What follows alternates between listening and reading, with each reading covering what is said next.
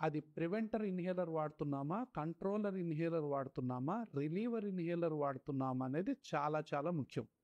చాలామంది రిలీవర్కు సంబంధించిన ఇన్హేలర్ వాడుతూ అది ఎన్నిసార్లు వాడినా కూడా మళ్ళీ మళ్ళీ వాడాల్సినటువంటి పరిస్థితి ఏర్పడుతుంది.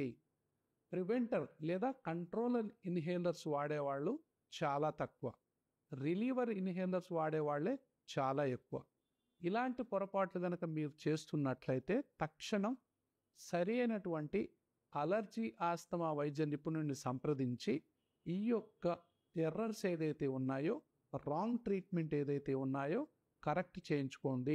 అది ప్రివెంటర్ ఇన్హేలర్ వాడుతున్నామా, కంట్రోలర్ ఇన్హేలర్ వాడుతున్నామా, రిలీవర్ ఇన్హేలర్ వాడుతున్నామా అనేది చాలా చాలా ముఖ్యం.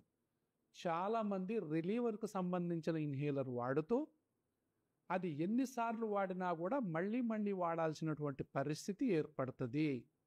ప్రివెంటర్ లేదా కంట్రోలర్ ఇన్హేలర్స్ వాడేవాళ్ళు చాలా తక్కువ, రిలీవర్ ఇన్హేలర్స్ వాడేవాళ్లే చాలా ఎక్కువ. ఇలాంటి పొరపాట్లు కనుక మీరు చేస్తున్నట్లయితే తక్షణం సరి అయినటువంటి అలర్జీ ఆస్తమా వైద్య నిపుణుడిని సంప్రదించి ఈ యొక్క ఎర్రర్స్ ఏదైతే ఉన్నాయో, రాంగ్ ట్రీట్మెంట్ ఏదైతే ఉన్నాయో కరెక్ట్ చేయించుకోండి.